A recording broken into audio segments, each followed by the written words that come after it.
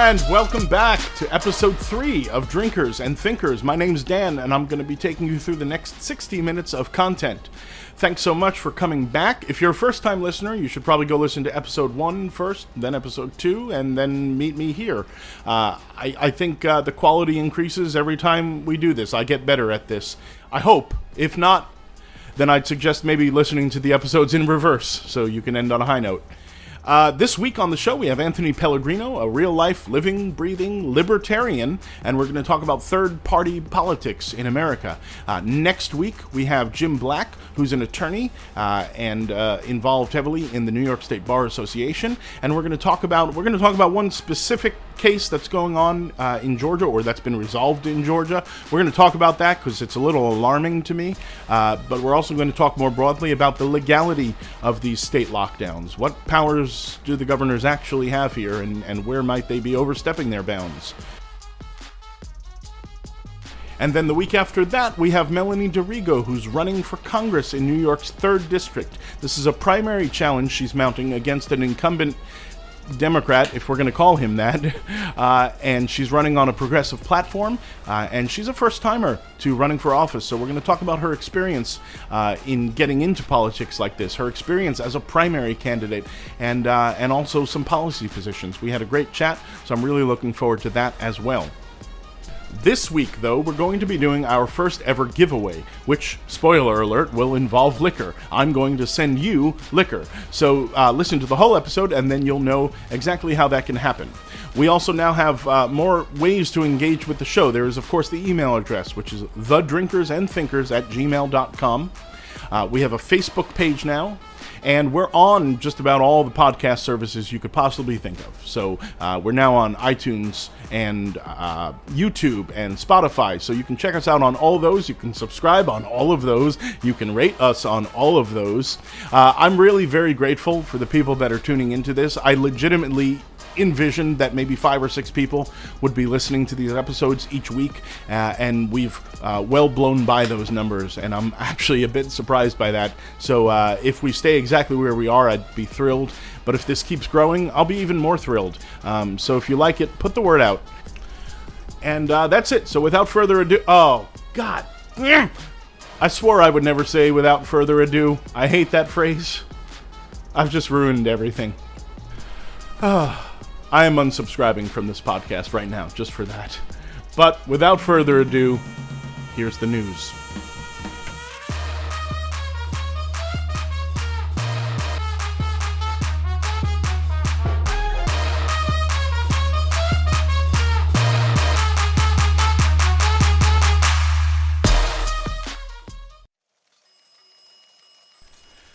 Oh, so here it is. So our president is now taking, or has been taking, apparently, hydroxychloroquine.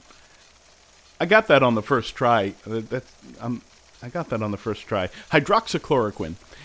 This is this anti-malarial snake oil that people in some conservative circles are touting will, eradicate the coronavirus and restore your hair and your youth and vigor all at the same time. What snake oil salesman prescribed this to him? I'd like to. First of all, okay, I'm going to call bullshit. I don't think he's taking it. I think he's just a liar.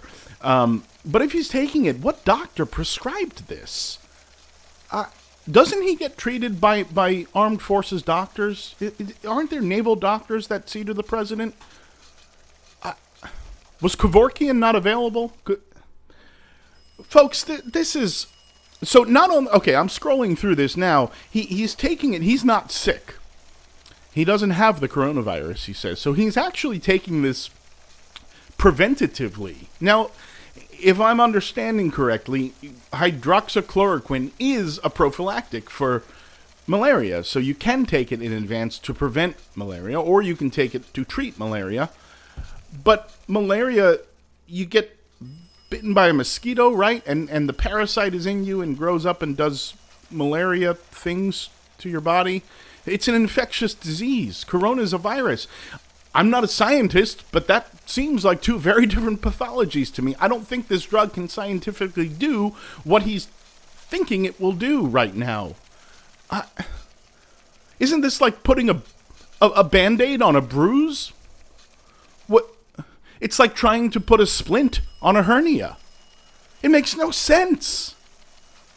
It makes no sense. And what a moron. Maybe we'll get lucky and he'll try bleach next. You know, I gotta say, the biggest downside to this malaria snake oil he's taking is that there's now zero chance that Donald Trump is going to get malaria, which, honestly, that was pretty high on my list of things I'd wish upon this guy. So now that's gone. I can cross that off, along with, the month of June and July. At some point, Darwin's got to assert himself here. This guy's too stupid to live. I don't... Wow. All right, the Democrats have unveiled... Oh, God.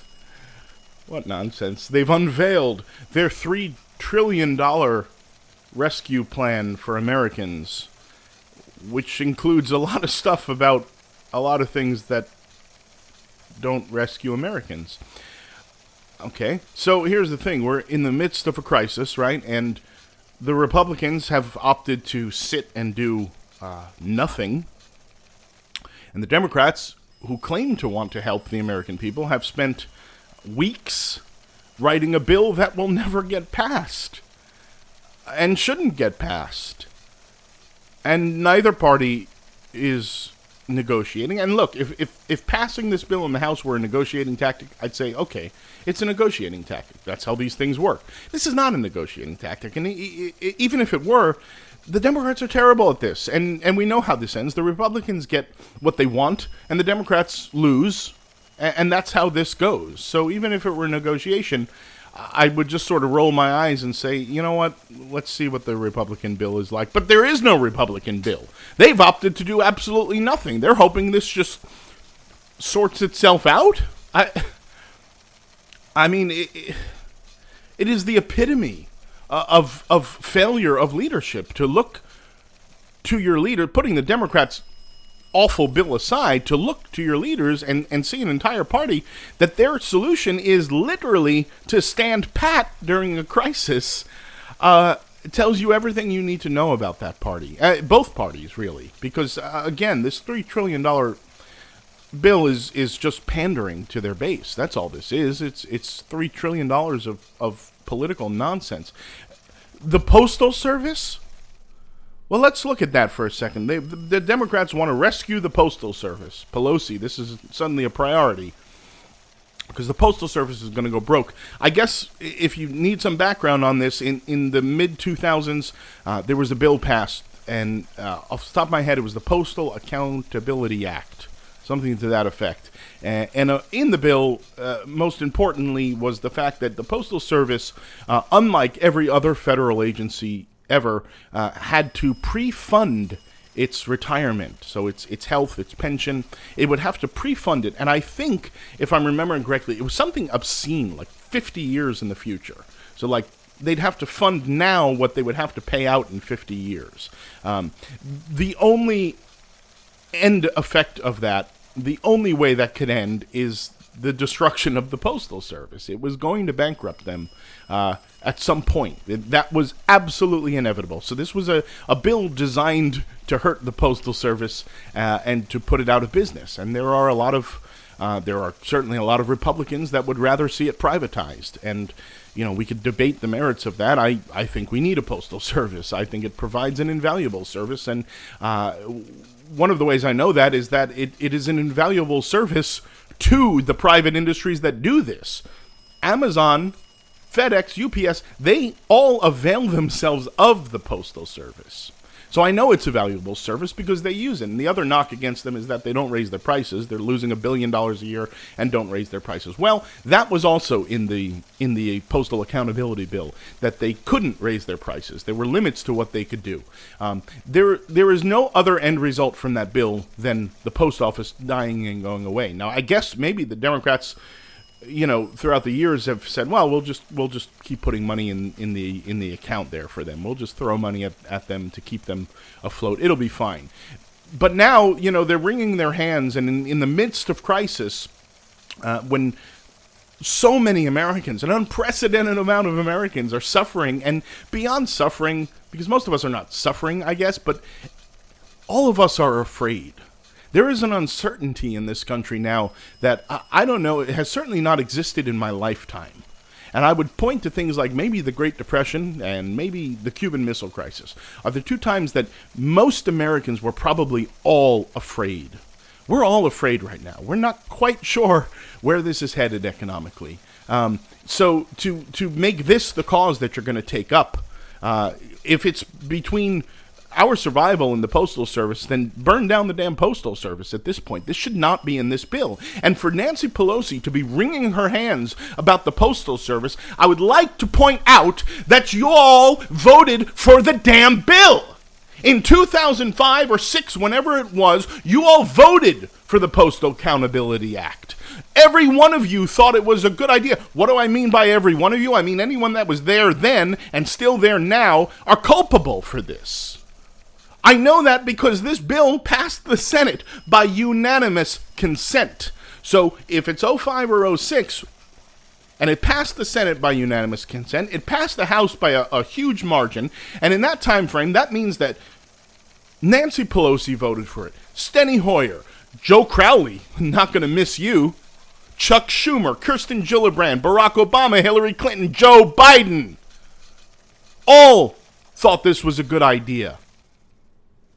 At the time, it was politically expedient, I suppose. And again, they probably thought they could just throw money at it. Well, we'll just keep dropping some money in the account. There'll always be a rescue bill for it. It's fine. Well, you all didn't anticipate the economic suicide bomber that was Donald Trump. You didn't anticipate that your rival party would descend into madness and inaction. You all thought this was a good idea back then. And you should be forced to own this shit now. What do I mean by own it? Well, you should be voted out of office. You should be held accountable for all of the bad decisions you've made, which have been numerous, which is why no one should be able to camp out on a seat for 30 years. You should be gone. Let other Democrats take up the fight, whose hands are not stained with bills like this. Oh, boy. Well, we've strayed from the topic, which was, I guess, helping the American people. Give people money now. Between the federal government and the Fed, and please, right now, I'm agitated. Don't come at me with, the Fed is an independent agency. Shut up. Please, just shut up. Between those two organizations, with this $3 trillion bill factored in, that's like $8 trillion that has been thrown at corona-related struggles. $8 trillion. All you have to do is take $8 trillion, divide it up, and every American gets like $25,000 at that point. And we all breathe a collective sigh of relief, and we all realize, okay, a day may come where we all go broke, but it is not this day. That would get us through all of this. It would quell all of the uncertainty. Now, I'm not advocating that, but I know that you could cut that number down to like $14,000 per person, and we'd still all feel really good. You could cut out children entirely from that. There's 70 million something children living in the United States. Cut them out of this entirely. They don't get money. They're kids. Their parents will take care of them. Fine. Or give them a little bit. Give them $4,000 each. Here you go, kid. We don't want to give them too much money.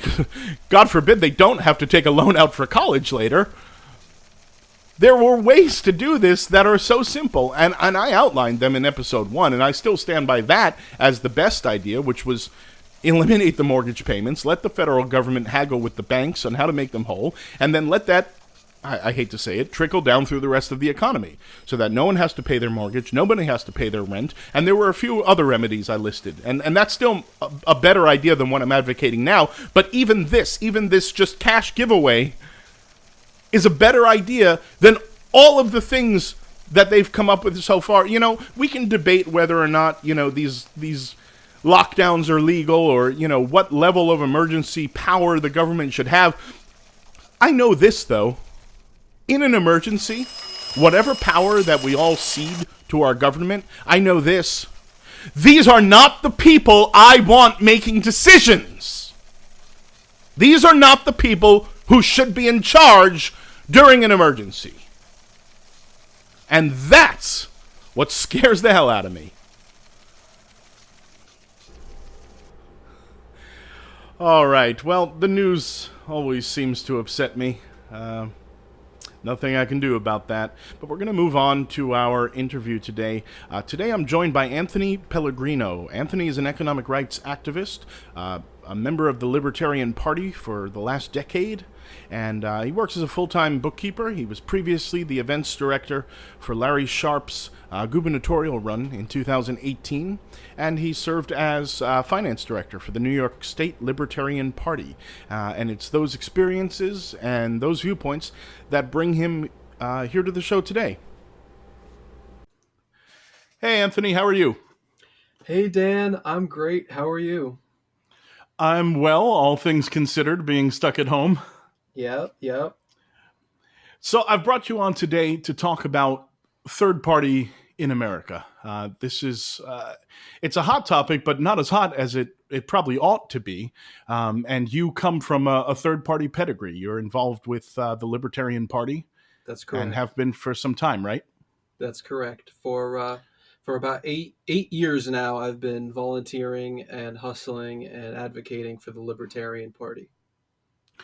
Okay, so the first question is very broad. Why do we need a third party in our system? We need a third party because if you're like me, you don't see a lot of difference between the Republican and Democrat parties. Now, that would have been a lot easier for me to say before Trump because we were seeing a lot of spending, a lot of things that the two parties were agreeing with each other on, and where they disagreed, libertarians like myself found those issues were really superficial. There's a lot of, to use the phrase, low information voters. All they think about is abortion and gay marriage and legalization, but these are very surface level issues. In some ways they can have more depth, but in some ways they're very surface level. But when Trump got on the scene, a lot had changed. For instance, gay marriage became a law of the land. And from my perspective, there aren't a lot of Republicans who are really trying to reverse that. I'm sure there are pockets here and there across the country who are concerned about it. But my point is, it seems like with the dramas that have been recently unfolding, that the parties appear to be differentiating themselves more than, say, 5 or 10 years ago.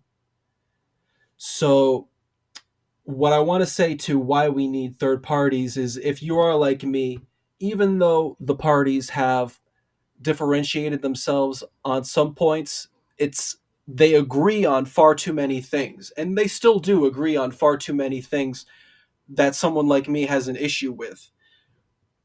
Trump doesn't. Sure, go ahead. I'm sorry. I want to touch on that Trump Please. point then. Republican Party was always, again, very sort of superficially known as the party of big business, the corporate party. That was always sort of the accusation leveled at them, which, may or may not be fair. I mean, the Democrats are also the party of Wall Street and insurance. So, but when they were the big business party, when they were the corporate interest party, the Republicans, was it easier for the Libertarian Party to get their message out? Does this seismic shift towards populist politics in the Republican Party, where you just say the word freedom in an arena full of Trump voters and everyone goes nuts, does that shift hurt the Libertarian Party? Is that diluting your message? In a way, yeah. In a way, I think that libertarians have had a harder time distinguishing themselves from the Republican Party because, I mentioned the one issue of gay marriage, and that's not really on the table. The Libertarian Party really stood out among the parties as being the first political party to say that gay marriage should be legal.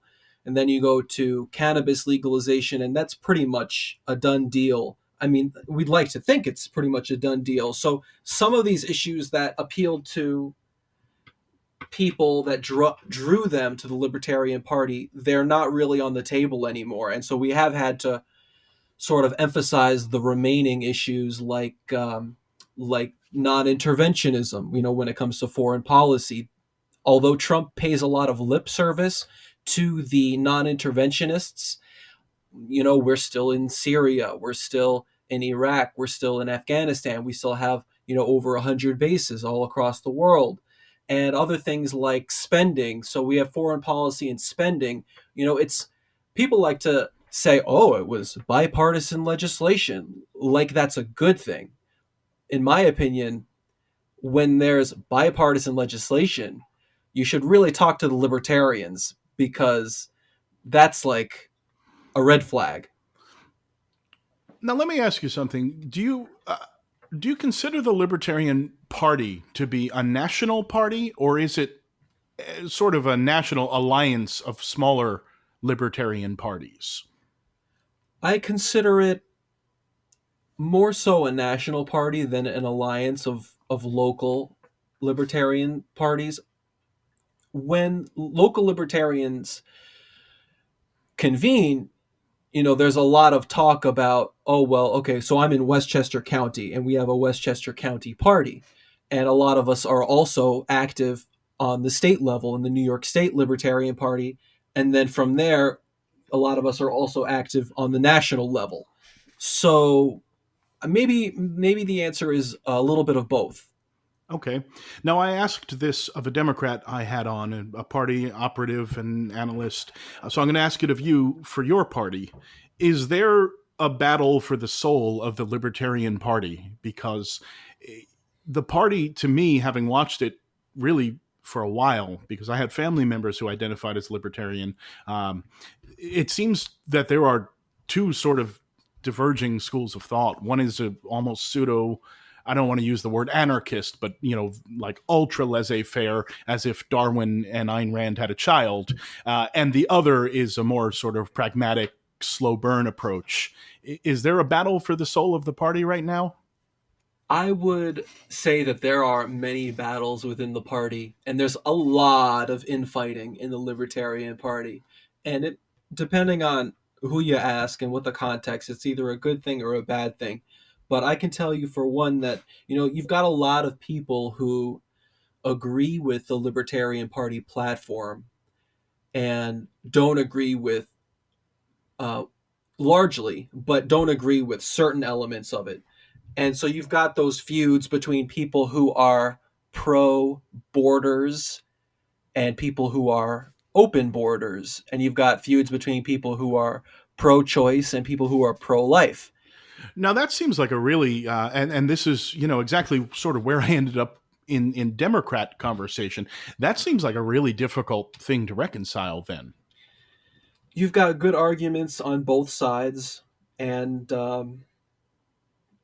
that's what I would say to that. You've got good arguments on both sides, and sincere arguments. And the idea is you got to respect people with different opinions, whether they're in the same party or in the same neighborhood.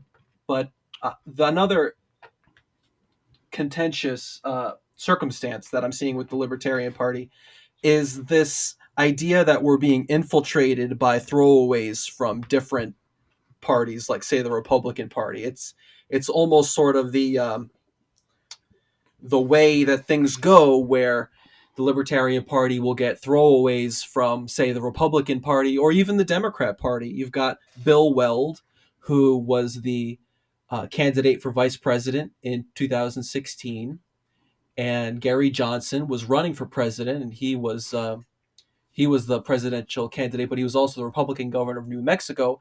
And now we're dealing with, we had Lincoln Chafee, who ran for president against Hillary Clinton from the Democratic Party in 2016. And now we've got Justin Amash, who was previously a Republican in the House of Representatives And libertarians, small L libertarians, they love Justin Amash because he is a very principled person. But having said that, he said that he believed that Trump should have been impeached, and shortly after, on the 4th of July, I think it was in 2019, that recent, that he switched to independent. And very recently, he announced that he was running for president. He was running for the Libertarian Party nomination. So there's a lot of these different, feuds and battles Sure. for the soul, as you put it. Yeah. I mean, it seems every party has them. The Republicans are in the midst of their own. I I'm want sure. to rewind the tape a whole lot and talk about the sort of elephant in the room, so to speak, and that's Ross Perot. In my lifetime, or in several lifetimes, we've never seen that level of success, and only just once, but that level of success in a presidential race on the biggest stage. It wasn't. It certainly wasn't a throwaway. It certainly influenced the outcome of that election in a huge way. What did Ross Perot tap into at a time where it seems there wasn't that much upheaval? When you look at what's going on, today, there wasn't that much upheaval. What did Ross Perot tap into in his Reform Party, do you think? I'm glad that you asked, and I would actually say that his status as a very wealthy business owner helped, because he would, I'm sure people will criticize me for saying this and tell me that I'm wrong, but if you could sort of think like if Elon Musk ran for president, he would have a following. He would have people who say, "Oh, this is a change." So someone who had a Right. high profile already at the time, but you also have to consider that during the time when Ross Perot was in that debate with, I think it was Bill Clinton and George H.W. Bush, Yep. the debates at that time were hosted by the League of Women Voters. The League of Women Voters is a phenomenal organization, and the debates have since been taken over by the Commission on Presidential Debates, which is a commission that is biased from my perspective. In my opinion, the reason why that departure occurred was because of Ross Perot, because of the concern that a third party would split the vote. And again, this goes back to the sentiment that, the two parties, they really aren't that different. To use the old example, that it's two wings of the ugly vulture that is cronyism, the Republican and Democrat parties. So if you have that mentality, if you have that view, then you see why it's so unlikely for a third party to get into a debate. Right. Well, I want to talk about that sort of uphill battle. What do you think, projecting now way into the future, what does a win look like? Maybe not winning the White House, but maybe, coming in second in a big profile presidential race. What does that look like for a third party? Is that going to be a sort of slow and steady ramp up to that for some third party? Or is that going to be a lightning in a bottle, the right person at the right time in the right, dire circumstance, and that person's just going to pop? I think that it's really it's really an uphill battle. I think that structural change to the country would have to occur, something like a I don't know, a massive shutdown by the government where people overwhelmingly feel like their rights are being violated by both parties, and then suddenly everyone says there's only one party who's standing up for our rights, and that's the Libertarian Party. So, you had after 9/11, not immediately after, but not long after as well, when the Patriot Act was signed into law, which, by the way, was written prior to the attack on Hmm. September 11th. So just for your viewers, or listeners rather, but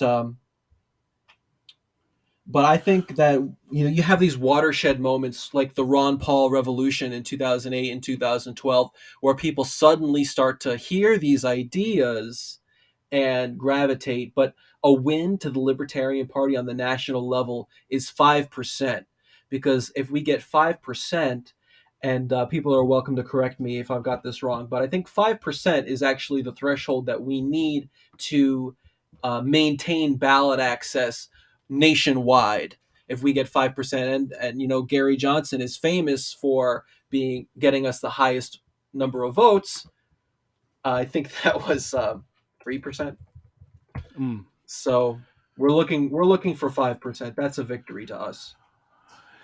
I'm going to ask you to explain something to me. It's just a legitimate question. I've always been curious about this, and you might have some insight coming from a third party who is, you guys are denied ballot access in a lot of places. So when I vote, I'm going to walk in the voting booth, and it's going to say Republican Donald Trump.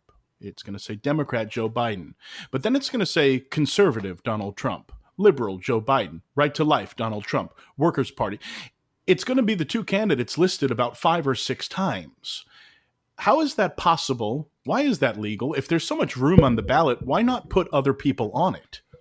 That's a good question. And this is actually a New York-centric phenomenon, and it's known as fusion voting. Okay. So in New York State, the different parties and the different candidates have the option to solicit different parties for their vote on that line. Like, for example, I volunteered for Larry Sharpe when he was running for governor in 2018. I voted for Larry Sharpe for governor in 2018. And I'm thrilled you did. Cuomo is a dirtbag. And we knew that Molinaro didn't have a chance.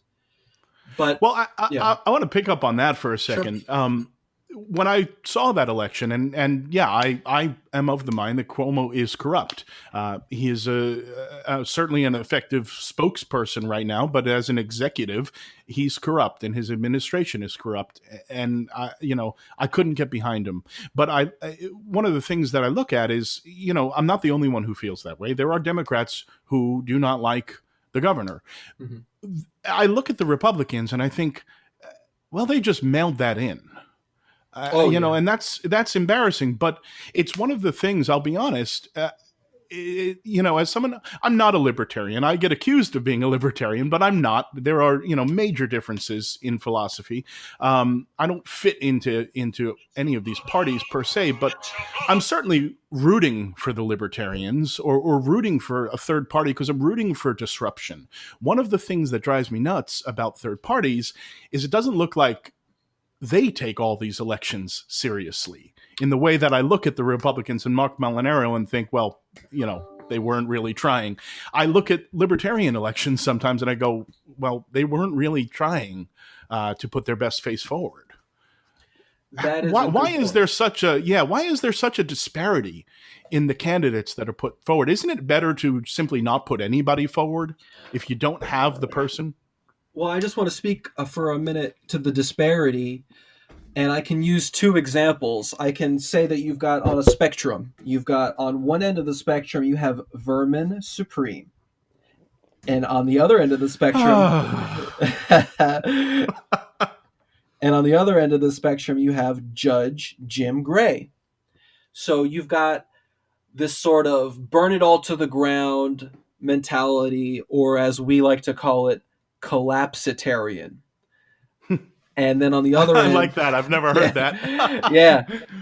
And then on the other end, you've got let's take a more pragmatic approach. Let's get into government because then when we're the captain of the ship, we can steer it ever so slightly in the direction of liberty. Well, it's always been the argument I've made with Democrats, as I tend to, land more left than anything else. But I've always said, not to quote Roger Stone indirectly, but losers don't legislate. You have to win first. Yeah, absolutely. Well, actually, I would disagree with you on that in this way. Ron Paul did not win in 2008, and he did not win in 2012, the election. But the movement that was started as a result of the things that he was brave enough to stand on that debate stage against Rudy Giuliani and say, maybe they're attacking us because we're over there. It's moments like Right. that. And when he said, like, oh, if we legalize heroin, who here is going to go out tomorrow and go take a bunch of heroin? None of you would.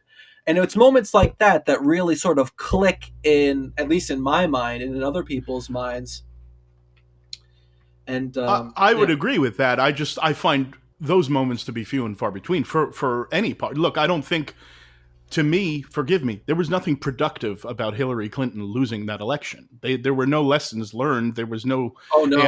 a lot of people will disagree with me, but there was no growth in the party, not in the mainstream old guard of the party. So, those moments seem few and far between. I think of the libertarian example that always drives me nuts. I got to be honest with you, is our own mayor, Bill de Blasio. With all of the Democrats in my life, I have never met one that likes this mayor. And yet, seriously, I don't have a single friend who is willing to defend Bill de Blasio and say, oh, no, I think he's a great mayor. And that's another one. The Republicans mailed it in. I mean, they ran, a pseudo-fascist from Staten Island, of all places. I mean, no offense to Staten Island, but it's very different than the other four boroughs. So they mailed that in. But the Libertarians, I don't remember his name, but, it's a guy who hijacked an airplane at gunpoint and demanded to be taken to Antarctica because the government was after him. And this was the guy? I would be happy to talk to you about Aaron. But before I do want to say, because I actually lost my train of thought before we were talking about victories. And gay marriage now is legal. We were the first party in 1974 when we ran John Hospers to be our presidential candidate. He was a gay man, and our platform has always been that gay marriage, two adults who love each other have the right to, engage in this contract. And also, we have always been pro legalization, and we have in almost every state now. We have marijuana has been decriminalized to some extent, and even mushrooms now. I didn't think I'd see it in my lifetime. I mean, I was arrested for possession of mushrooms in I think it was 2017, and I'm pissed. Yeah. Well, I'm pissed, but also glad because. Look, there's a lot of people sitting in jail cells right now that are probably shaking their heads too. Absolutely, yeah, absolutely. So it could be argued that we don't have victories, but I see the nation moving in a more libertarian direction. I do. Yeah.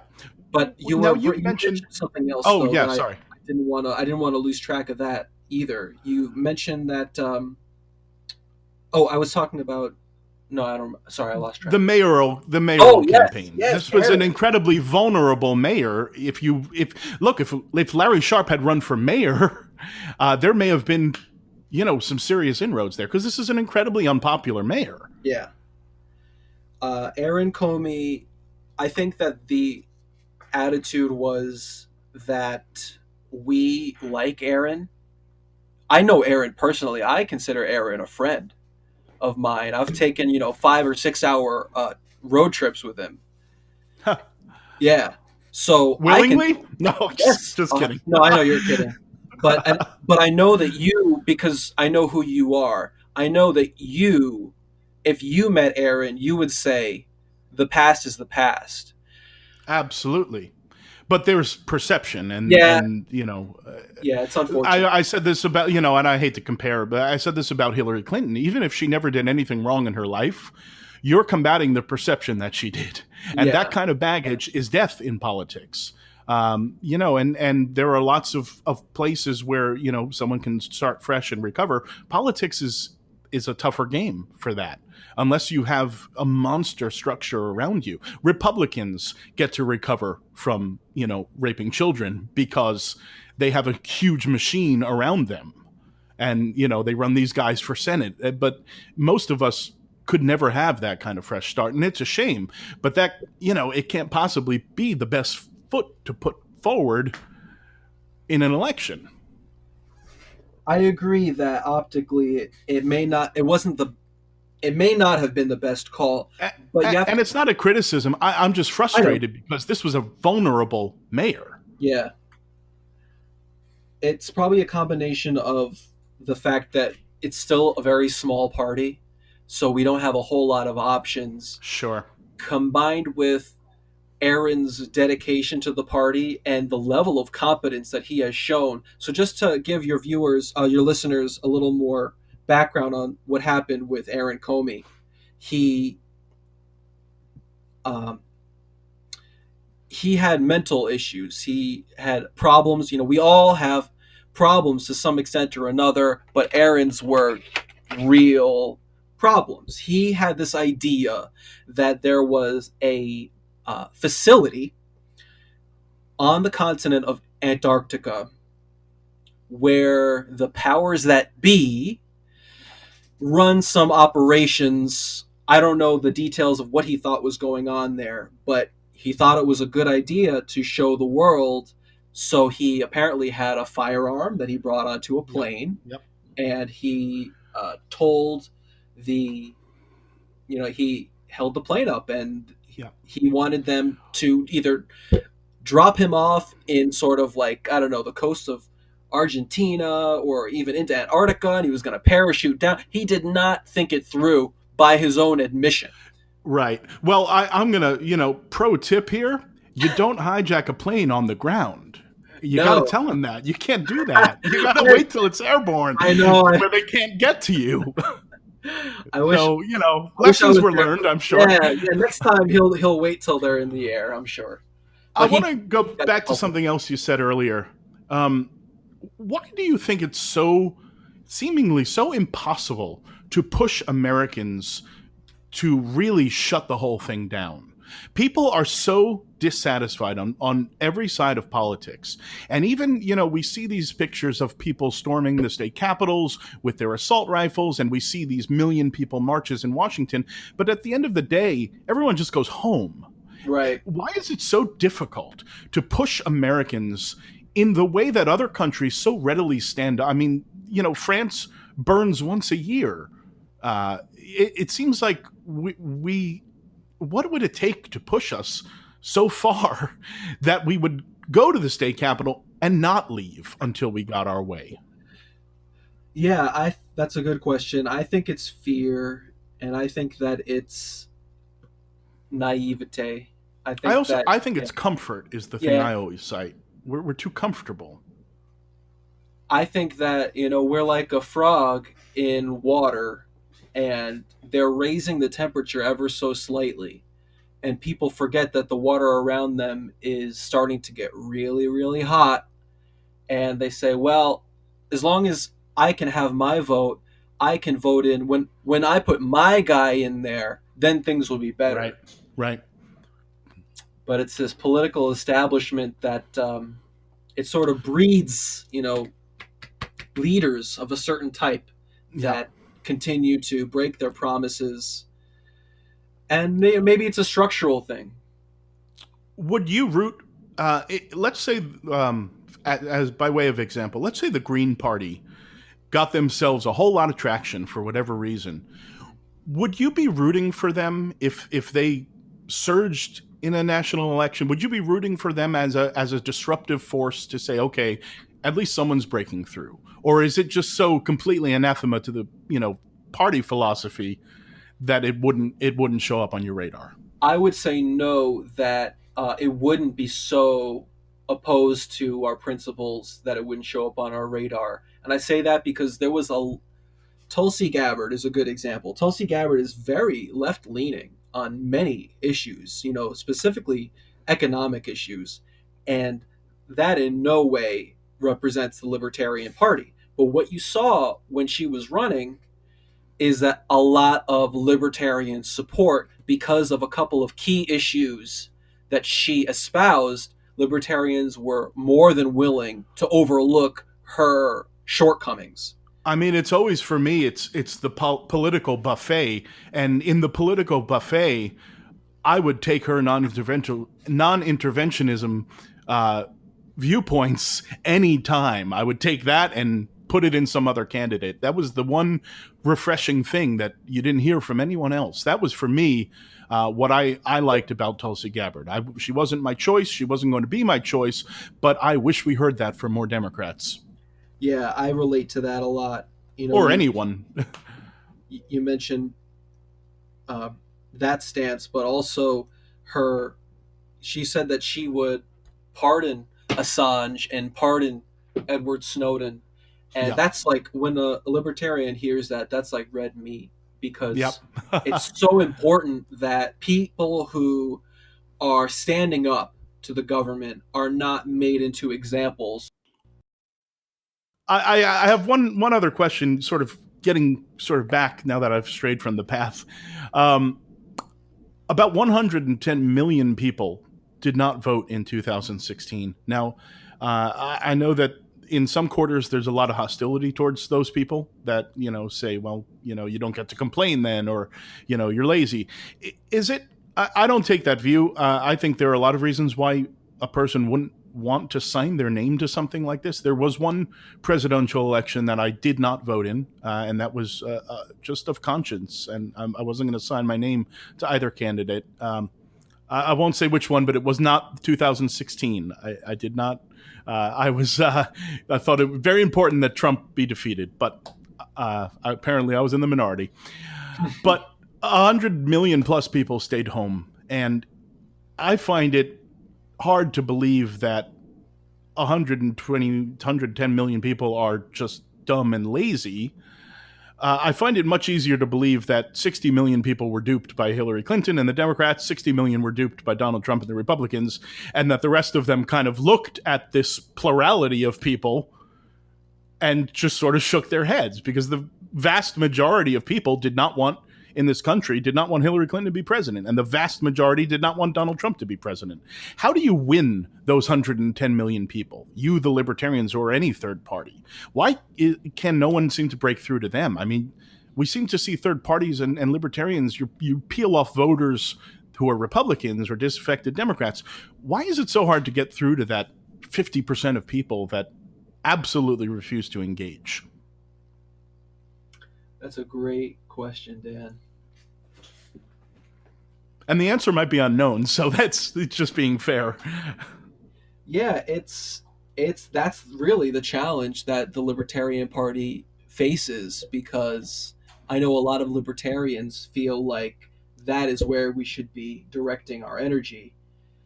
In the 2018 gubernatorial race with Larry Sharpe, I can tell you that one of that campaign's major flaws was the propensity of its activists and volunteers to try to hurt the Republican candidate and to try to win over Republicans to the Libertarian.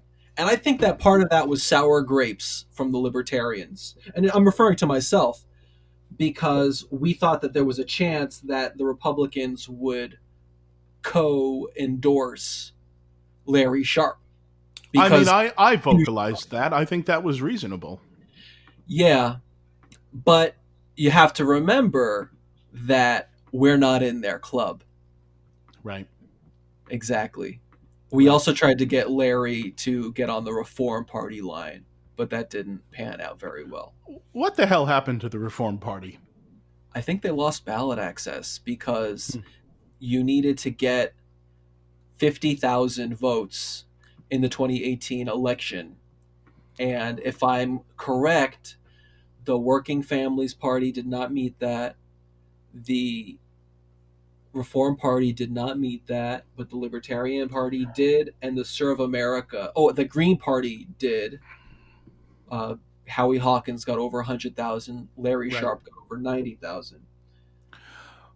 So I have one more question, I think, here, and this is sort of I'm curious. So obviously there are many issues. Locking out political parties from our political system seems like the ultimate slap in the face to the voters and whatnot. And obviously, all libertarians, all Green Party, all socialists, everyone on the outside would agree that it's unfair that there exists this duopoly.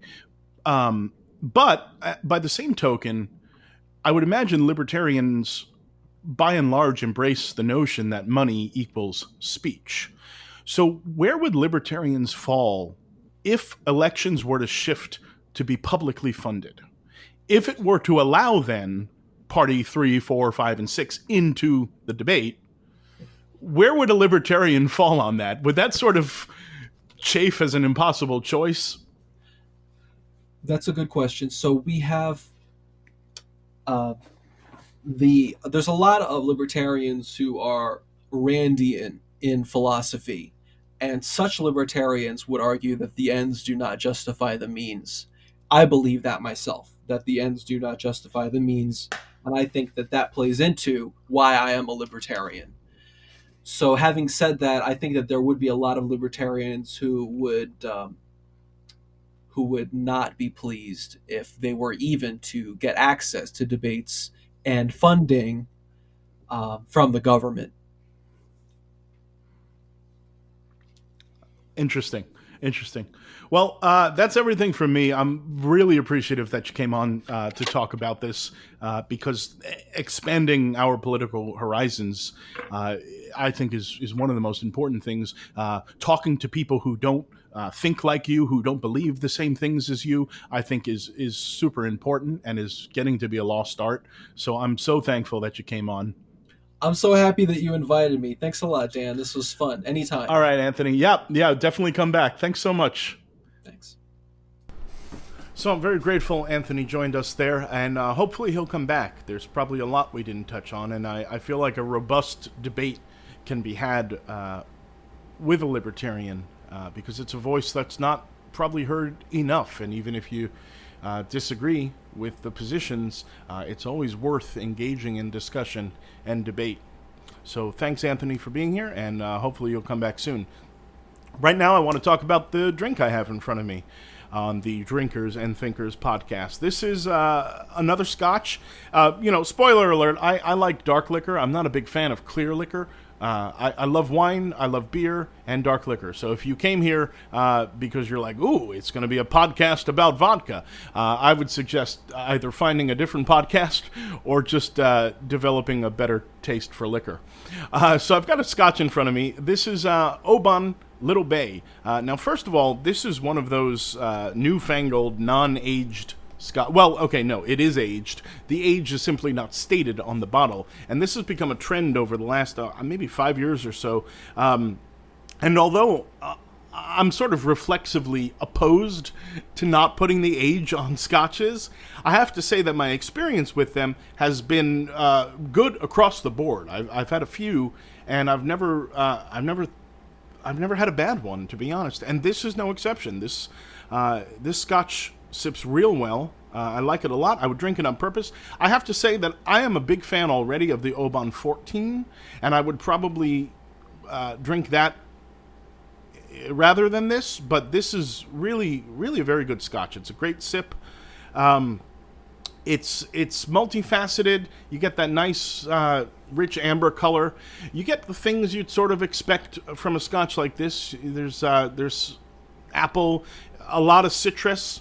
It's pretty rich with the citrus, and it's spicy. Now, some of the reviews say cinnamon. I don't get the cinnamon. I don't taste it at all. I do get, sort of ginger, allspice, but not the cinnamon. So I'm not sure where the reviewers were on that. But it's nicely spiced. It's balanced. It goes down easy. There's a nice aftertaste. If a bit brief, I would definitely pick this up and try it out, especially if you like Oban 14 or you like, it's similar to a lot of scotches, but they all sort of offer something different and something new. I would definitely pick this up. I would drink this on purpose. It's complex, and it's a nice scotch to just sit there and nurse for a while. Well, to that end, we come to our giveaway. I'm going to send a bottle of this Oban Little Bay to you. All you have to do to enter is either email me at thedrinkersandthinkers@gmail.com, and that can be about anything. It doesn't have to be about the drink, but if you email me between now and when next episode releases, you'll be entered for a chance to win. And Or if you subscribe on YouTube, you'll be entered for a chance to win, or another chance to win. If you leave a review on iTunes or any other podcasting site, let me know that you've done that, and you'll be entered for another chance to win. So you could have multiple chances to win. If you share the podcast on your social media, you'll be entered for another chance to win. I'll pick a winner randomly right before next week's episode comes out, and the lucky winner will get a bottle of this lovely Oban Little Bay sent out to them. You can drink it, or you can gift it. It's entirely up to you, but it's free liquor, so have at it.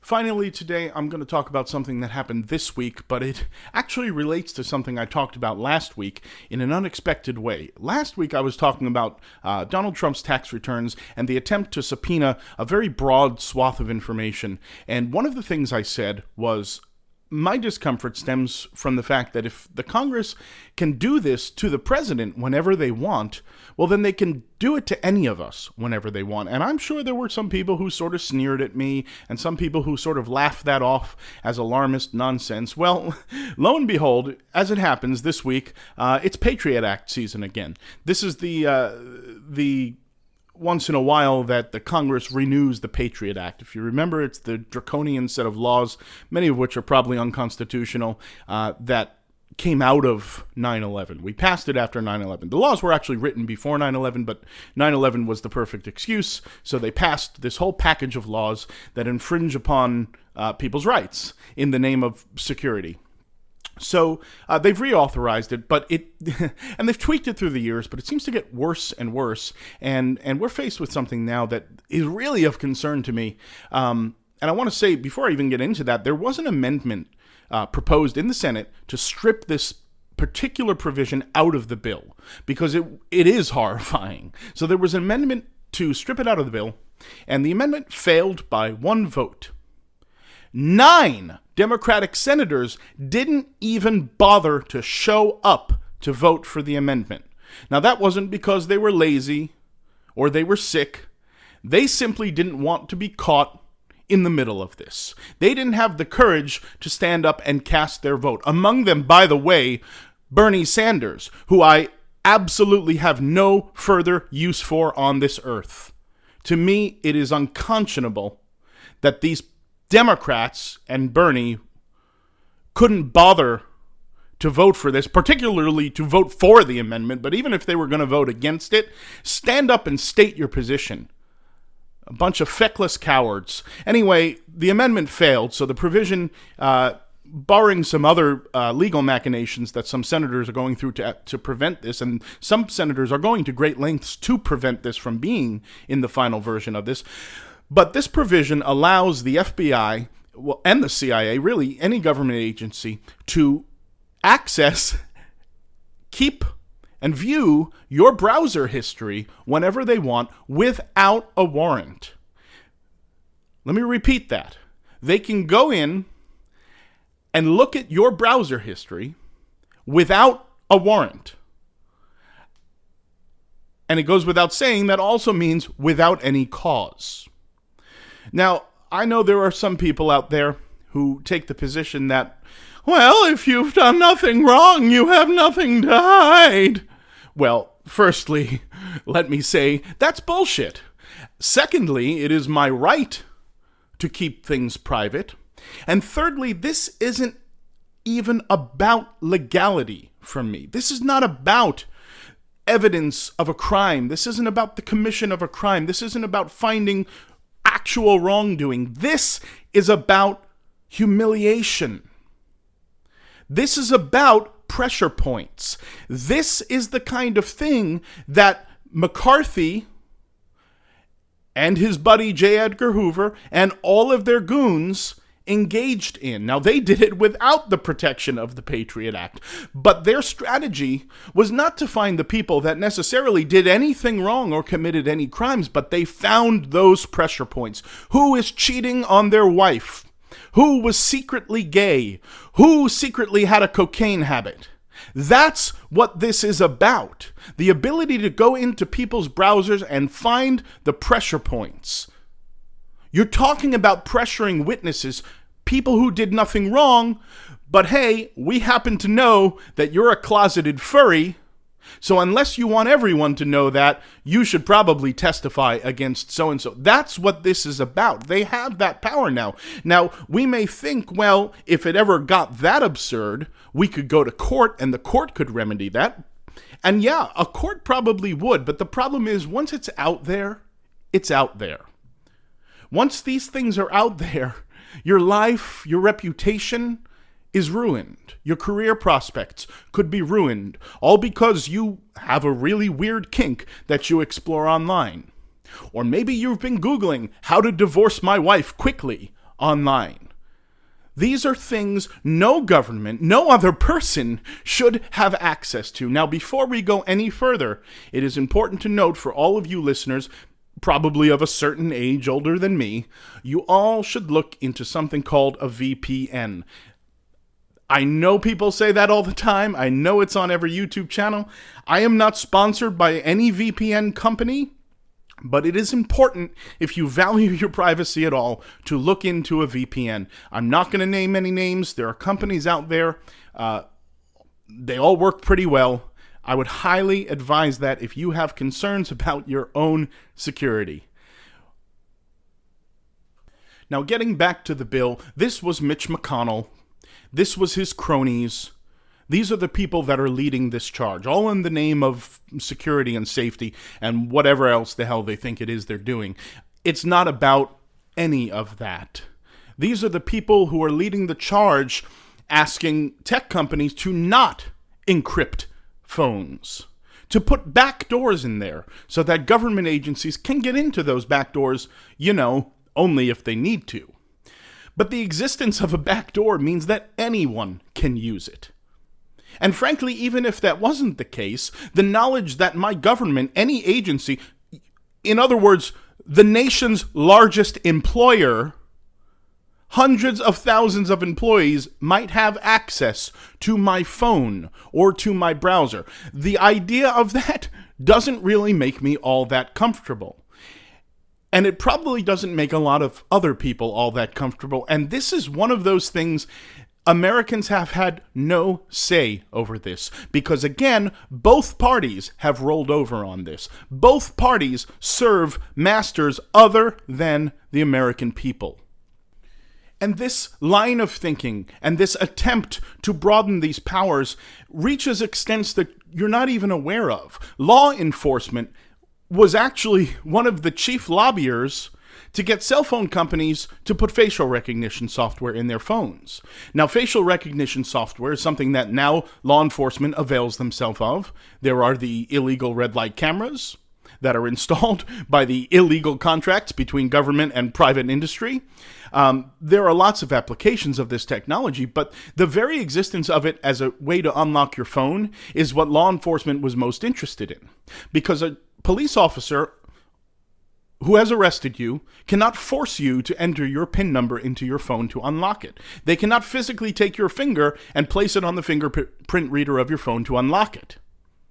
But on the other hand, much akin, and I referenced this last week, much akin to, well, the window was broken when I got here, they can simply hold your phone up to your face and unlock it. They lobbied hard for that, and they got it, and no one thought twice about it, and a lot of people use that technology without even thinking about it. This attempt to burrow themselves into our private lives is so widespread, and it spreads way beyond government, and somehow we are sort of peripherally aware of it when we talk about Google's privacy policies and Facebook's privacy policies, but no one is concerned about the elephant, so to speak, in the room, the fact that Mitch McConnell and Republicans are leading the charge on these things. These private companies are only benefiting peripherally from this intrusion. They're making money off of it. And at least that's a known quantity. That stands to reason. That's their goal. They're going to use our private information to make money. Okay, fair enough. I have no idea what my government might do with my information. I have no idea what they're going to be armed with when they decide to come for me because I spent too much time on socialist websites, perhaps. Folks, this will never stop, and there will be no limit, and they will continue to erode the things that we take for granted, and the things that we are granted by the Constitution, by years of legal precedent. What they're doing flies in the face of all of that. This will never stop if we keep allowing them to do this, if we don't push back, if we don't hold our leaders accountable, and if we keep electing Republicans and Democrats to offices of public trust that they have no business holding. Well, that's going to wrap up the podcast for this week. I thank you so much for tuning in. Remember, there's a giveaway, so if you're interested in getting the bottle of Oban Little Bay, there are ways to do that if you listen back in the podcast, and that'll be exciting. And I've only drank one glass out of the bottle so far, so it's going to be nearly full when you get it, which is exciting. I'm just kidding, of course. It'll be a brand new bottle, I promise. So that's it for this week. Please find us on all the different sites, on Facebook, email us, engage with the podcast to your heart's content, and leave us some reviews and some ratings. I hope you all have a great week. Remember, please, to think first, drink later, and I'll see you all next week.